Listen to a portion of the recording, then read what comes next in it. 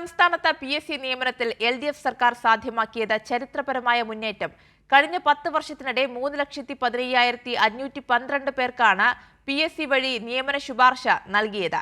രാജ്യത്താകെയുള്ള PSC നിയമനങ്ങളിൽ 50% കേരളത്തിലാണ് എന്നതാണ് വസ്തുത. പുതിയ തസ്തികകൾ സൃഷ്ടിച്ചും ഒഴിവുകൾ കൃത്യമായി റിപ്പോർട്ട് ചെയ്തും നടപടികൾ പൂർണ്ണമായും ഓൺലൈനാക്കിയുമാണ് കേരള PSC പ്രതിവർഷം 30,000-ഓളം പേർക്ക് നിയമനം നൽകിയിരിക്കുന്നത്. മറ്റു സംസ്ഥാനങ്ങളിൽ സ്ഥിരം തസ്തികകൾ വെട്ടിക്കുറച്ച് താൽക്കാലിക നിയമനങ്ങൾ നടത്തുമ്പോഴാണ് PSC നിയമനങ്ങളിൽ കേരളത്തിന്റെ അഭിമാനകരമായ കുതിപ്പ്.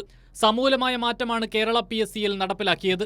UDF സർക്കാരിന്റെ കാലത്ത് നിയമനം നടക്കാതിരുന്ന പല മേഖലകളിലെയും സാങ്കേതികവും നിയമപരവുമായ കുരുക്കുകൾ അഴിക്കുകയായിരുന്നു ആദ്യത്തെ കടമ്പ.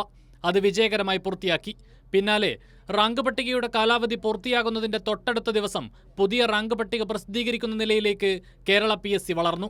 കഴിഞ്ഞ 10 വർഷത്തെ ഇടതുമുന്നണിയുടെ ഭരണത്തിൽ 3,15,512 പേർക്കാണ് PSC വഴി നിയമന ശുപാർശ നൽകിയത്.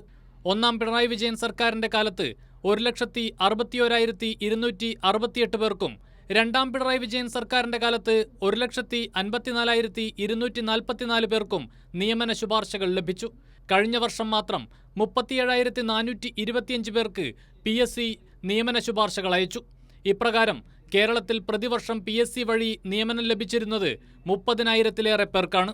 യൂണിയൻ പബ്ലിക് സർവീസ് കമ്മീഷന്റെ കണക്കുകൾ പ്രകാരം രാജ്യത്താകെ നടക്കുന്ന PSC നിയമനങ്ങളിൽ 50%-ലേറെയും കേരളത്തിലാണ്. 2024 കേരളം ഉൾപ്പെടെ രാജ്യത്തെ 28 സംസ്ഥാനങ്ങളിൽ ആകെ PSC വഴി നിയമന ശുപാർശ നൽകിയത് 67,711 പേർക്കാണ്.